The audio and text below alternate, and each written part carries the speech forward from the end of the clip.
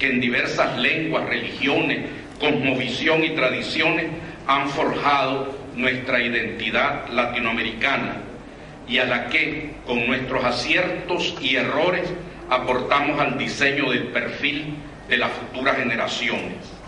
Somos contemporáneos del futuro y herederos y continuadores del pasado en la medida en que el presente, en el hoy, en el aquí y el ahora, en este espacio y tiempo concreto, seamos capaces de dar respuestas y soluciones a las grandes interrogantes que desde siempre se ha planteado el hombre. ¿Quiénes somos? ¿De dónde venimos? ¿Para dónde vamos? ¿Cuál es el sentido de nuestras acciones? ¿Y cuál es el sentido moral y ético? El tema de los derechos humanos es un tema vinculado a lo humano, al hombre mismo, a su naturaleza y a su esencia. Ya los griegos, dentro de nuestra tradición occidental judeocristiana, se plantearon este tema a través de las consideraciones pitagóricas desarrolladas posteriormente por los sofistas y con esplendor y fuerza por el pensamiento socrático, aristotélico y platónico, adquiriendo una nueva dimensión y trascendencia con el cristianismo, cuya ética vivificante y libertaria, con la idea de la igualdad esencial de la humanidad, abriría nuevos horizontes a la reflexión, difusión, acción y construcción de una ética solidaria y humana de la que tanto nos hemos apartado y cuyas consecuencias funestas cosechamos en frutos amargos el día de hoy. Advertimos un comportamiento hedonista y egoísta centrado alrededor del bienestar individual, sin importar las injusticias, atropellos y violaciones que a diario se cometen. Pareciera que un nuevo Dios se ha apoderado de la humanidad, el Dios del dinero, Mamón, que a través de tantos adoradores y seguidores en los cuatro rumbos de la tierra se han precipitado en un enriquecimiento repentino, amasando fortunas en especulaciones financieras o explotando a los inocentes que, sugestionados por el ideal utópico de un nuevo creo redentor, crean con su trabajo y sin percatarse una nueva clase que usufructúa la miseria de los demás. La corrupción, a través de diversas formas, ha invadido todas las esferas y niveles. Se ha vuelto el pan nuestro de cada día, pan envenenado que arrebata el alimento a las masas empobrecidas. El intelectual, el humanista, se ha dicho, no es una torre de marfil desvinculado de los grandes temas de nuestro tiempo, sino que ha de pensar y reflexionar, filosofar y proponer soluciones para hacer sal y levadura de la sociedad, para poder enmendar, corregir y alumbrar nuevos rumbos y derroteros. En ese sentido, la reflexión sobre los derechos humanos no es una actividad especulativa, abstracta, séptica y neutral, sino un quehacer libre y vital, comprometido con su entorno y la realidad. Actividad que fluye de la esencia humana en esa búsqueda incesante e insaciable, continua y sostenida de la verdad. Es el pensamiento que, elevado con las alas del intelecto, como en el mito de Ícaro, en un vuelo ascendente y permanente, va siempre más allá de las cumbres del intelecto. O como Prometeo, arrebatando el fuego misterioso y sagrado a los dioses para entregárselo a los hombres, y por lo que fue castigado. O como el relato bíblico de Adán y Eva, que fueron castigados por querer asemejarse a Yahvé al comer del fruto del árbol del conocimiento. La búsqueda del conocimiento está en nuestra propia naturaleza humana, en nuestro ADN, e impele a satisfacer los interrogantes que un día brotaron en la mente de nuestros antepasados, quizás al contemplar en las lenguas de fuego figuras y ondas caprichosas, cuando sentados alrededor de una fogata despertaban en sus meditaciones quién sabe qué pasado inscrito en su cerebro o en la añoranza incomprensible que sentían en su ser al levantar la mirada al cielo y tratar de descifrar en la luz de los astros y las estrellas el lenguaje misterioso de remotas e ignotas constelación. La filosofía es el amor a la sabiduría, amor desinteresado y altruista que busca respuestas por sus causas últimas. La ética, como parte de ella, tiene como misión explicar el sentido de la vida, las acciones del hombre, sus objetivos, metas y aspiraciones. Desde esa óptica, el saber científico adquiere sentido, y no sin razón se ha afirmado que la ciencia sin ética ni conciencia, alejada del hombre, de su dignidad y de sus derechos, produjo cataclismos sociales que ensombrecieron el siglo XX, siglo de profundas contradicciones, de progresos técnicos y científicos espectaculares, pero también de retrocesos en la escala humana, con guerras espantosas, hambre, miseria, expoliaciones dolorosas y violaciones incesantes a los derechos humanos y a la dignidad de la persona humana. La ética no es una simple deontología profesional, sino una manera especial de ser y hacer, de actuar y comportarse. Se advierte en ella una continuidad a través de la historia, atravesándola como el hilo de Ariadna en el laberinto del palacio de Knossos, dando respuesta sin perder jamás su sentido único y trascendente. No puede concebirse como un conocimiento relativista. No hay una ética para cada tiempo, pues no hay una moral para cada pueblo, para cada período, pues la noción de lo bueno, de lo recto y de lo correcto, de lo justo, de lo torcido e incorrecto, de lo malo y de lo injusto, y del mismo modo de los derechos humanos, siempre han existido de manera permanente, pues son consustanciales a la naturaleza humana. Lo único que varía es su aplicación en cada momento y situación dada. Una concepción relativista de los derechos humanos en nuestra América Latina sería altamente peligrosa, como la noción positivista del derecho que se tuvo en la Alemania nazi y en los regímenes fascistas y marxistas, donde los derechos aceptados eran únicamente aquellos reconocidos y sancionados por el Estado.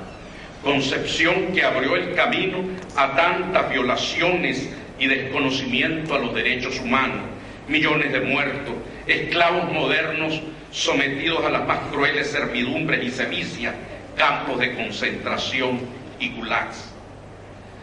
La concepción del derecho humano ha de partir del hombre mismo, siendo el punto de inicio y fin de toda reflexión, su alfa y omega. La vida adquiere sentido y trascendencia desde una visión antropológica que, partiendo de la persona humana, estudie e interprete la sociedad, el Estado, sus instituciones, el gobierno, el municipio, la participación en la red pública. Solamente desde esa visión antropológica se justifican las instituciones humanas y desde ellas pueden juzgarse y calificarse. Dentro de esa noción aparece la idea de libertad, que es consubstancial al ser humano, de quien se ha dicho es un microcosmos que posee capacidad creadora y transformadora, y para ello necesita libertad, libertad personal para su propio perfeccionamiento y libertad frente a los demás y frente al Estado para perfeccionar. La libertad es una condición sine qua non para que el hombre sea realmente hombre y pueda realizarse a plenitud. Hay que distinguir entre libertad personal o individual y libertad frente a los otros, para los otros y junto a los otros, es decir, la libertad social. La primera le permite elegir entre una u otra opción. Es una decisión personal, intransferible, basada en un acto de reflexión íntimo y de volición consciente. Solo el hombre verdaderamente libre es capaz de querer el bien, buscar la felicidad propia y de los suyos sin dañar a otros, y de tolerar y comprender desde una altura intelectual y moral las acciones de los otros, siendo capaz de oponerse a las fuerzas que le pueden causar un daño moral o social, rechazando los grilletes que le esclavizan y le atan y le impiden extender las alas poderosas de su ser, frenando su pleno desarrollo y afirmación como ser humano. El ejercicio de la libertad, tanto personal como en relación a los demás, ha de ejercerse de manera responsable, solidaria y tolerante. Ya decía la religión maya: tú eres yo y yo soy tú, expresando desde una concepción solidaria muy propia de nuestra América la cosmovisión que los hombres como especie humana compartimos un destino común que recuerda el mandamiento cristiano de amaos los unos a los otros, subyacente también en la concepción paulina del cuerpo místico de Cristo. Y como decía el benemérito de las Américas, Benito Juárez, el respeto al derecho ajeno es la paz, y que en Roma expresara Urbiano en su célebre máxima que la justicia y el hombre justo era aquel que practicaba un honeste vivere, sum quique tribuere alterum non ledere, es decir, vivir honestamente, no dañar a otro y dar a cada uno lo suyo. La libertad social, la del ser humano como zoón politicón, como parte integrante de una comunidad, le permite construir una sociedad en beneficio de todos en la búsqueda del bien común, creando, promoviendo estructuras e instituciones que faciliten su desarrollo personal y el de su comunidad. Un hombre libre es un verdadero creador y constructor de sociedades más humanas y solidarias, y que se opondrá con todas sus fuerzas y energías a aquellas formas que tiendan a ahogar la libertad, pues ellas sofocarían, sojuzgarían y limitarían el proyecto humano que cada uno de nosotros ha de realizar. La libertad, a su vez, se concretiza en una serie de manifestaciones, pudiéndose hablar de la libertad básica y primigenia, la de no ser sometido a cualquier forma de esclavitud y servidumbre, sea política, económica, social o cultural, y que se traduce también en libertad de pensamiento y de conciencia, libertad de adorar a Dios bajo cualquier forma religiosa o filosófica, libertad de poder transmitir el pensamiento sin frenos ni cortapisas, sin censura, libertad de movilización, de asociación, etc. Pero la libertad adquiere sentido en la democracia, que ha sido la mejor forma de gobierno y que la humanidad ha perseguido con esfuerzos y sacrificios, con avances y retrocesos entre nosotros, en una búsqueda constante y el deseo de su perfeccionamiento como un ideal nunca acabado ni alcanzado plenamente, pero siempre anhelado. El ser humano logra su plenitud y expansión cuando ejerce la libertad en una auténtica democracia, construida alrededor y fortalecida por el concepto de Estado de Derecho, que supone la sujeción del gobernante y de los gobernados al derecho, a la norma jurídica que ellos mismos han creado, respetando las reglas fundamentales sin alterarlas ni cambiarlas en beneficio propio o de grupos, conculcando los derechos y libertades de los demás. Un Estado que reconoce, acepta y promueve los derechos, aquellos que posee la persona humana y que no pueden ser disminuidos, violados o desconocidos.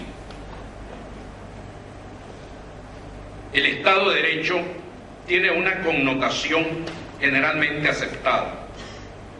Este concepto, desde luego, ha evolucionado, no ha permanecido estático, y ya desde Immanuel Kant comienzan a estructurarse los elementos indispensables para que haya un auténtico Estado de Derecho, señalándose entre otros los siguientes: 1. Verdadera separación de poderes. 2. Reconocimiento de una esfera de derechos y garantías fundamentales en el individuo. 3. Existencia de una jurisdicción realmente independiente y profesional. 4. Medios jurídicos de defensa de esos derechos. 5. Sujeción del gobernante al derecho. 6. Pluralismo político. 7. Sistema democrático donde las autoridades sean legítimamente electas en elecciones libres, transparentes. transparentes, confiables, pluralistas, periódicas y competitivas, responsabilidad jurídica del Estado por sus acciones u omisiones y por los daños que podría ocasionar, y finalmente sistemas de controles sobre el poder, particularmente de una jurisdicción constitucional. Me avisan que quedan 5 minutos. Resumo lo que queda. Esa concepción del Estado de Derecho ha de estar vinculado a la idea del Estado social de derecho y la idea de una economía social de mercado. La humanidad demanda no solamente la consagración de los derechos fundamentales en los textos constitucionales, sino que estos se hagan realidad. Karl Levenstein, en su clasificación ontológica de las constituciones, las dividió en normativas, nominales y semánticas.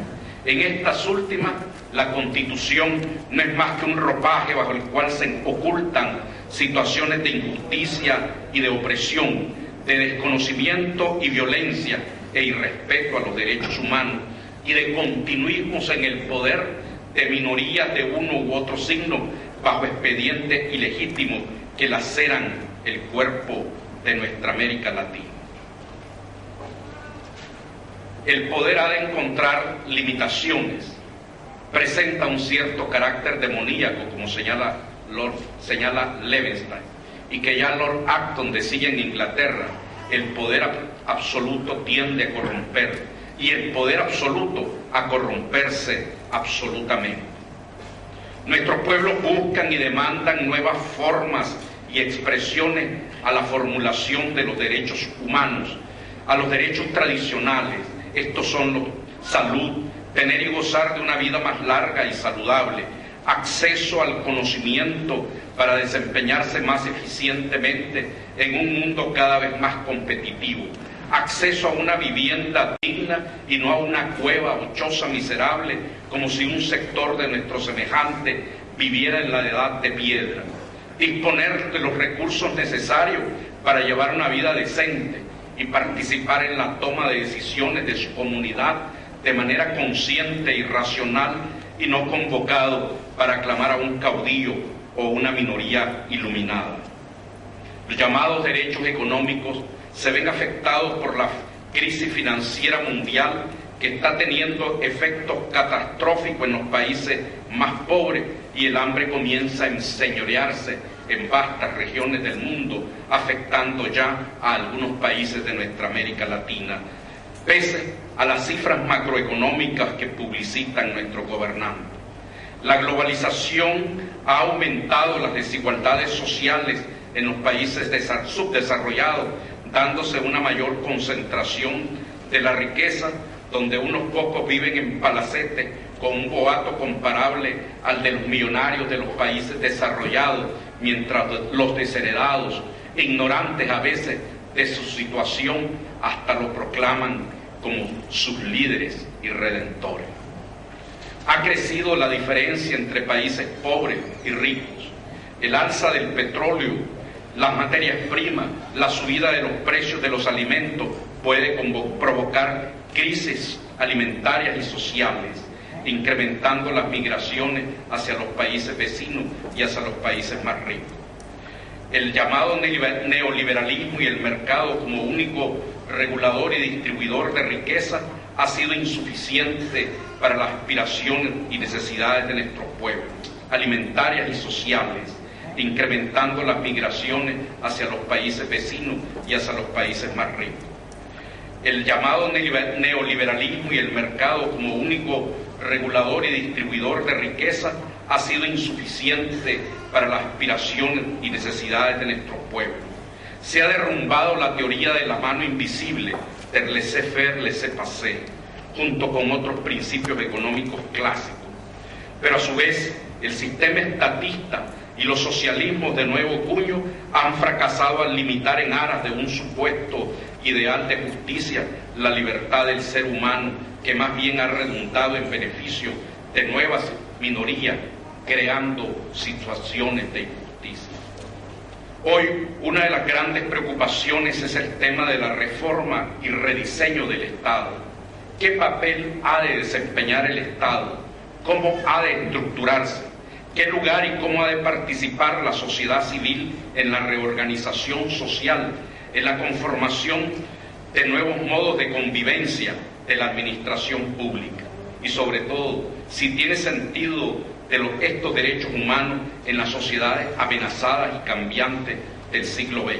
A nivel de la defensa de los derechos han permanecido casi siempre y han sido del resorte de los gobiernos. Desalienta que algunos países latinoamericanos aún se resistan a aceptar la jurisdicción de la Corte Penal Internacional, pues este mecanismo jurídico constituye un medio disuasivo y de protección a los derechos humanos. La integración no ha de ser solo de gobiernos, ni de capitales y mercados, no ha de ser solo económica, ha de involucrar a nuestros pueblos. Finalmente, este 11 de septiembre conmemoramos los trágicos acontecimientos de hace 10 años, cuando en los Estados Unidos fanáticos fundamentalistas destruyeron las Torres Gemelas en Nueva York, causando numerosas víctimas y dolor por la intolerancia y desprecio a los derechos y valores fundamentales. Pero ese día se aprobó también por la Asamblea General de la Organización de Estados Americanos la Carta Democrática Interamericana, que de algún modo es una esperanza para nuestros pueblos. Con una visión optimista, con fe y confianza en el porvenir, basados en la libertad y en el respeto fervoroso de los derechos humanos, seremos capaces de construir una auténtica y mejor democracia y dar una respuesta a los tiempos que vivimos. Y como decía André Malraux, el hombre nunca podrá sondear las profundidades de su propio ser. Su verdadera imagen no se descubrirá por la extensión del conocimiento que adquiera, sino por las preguntas que haga, a lo que podríamos añadir, y por la capacidad de respuesta que tengamos a esos interrogantes. Ha llegado entonces el momento en que los tiempos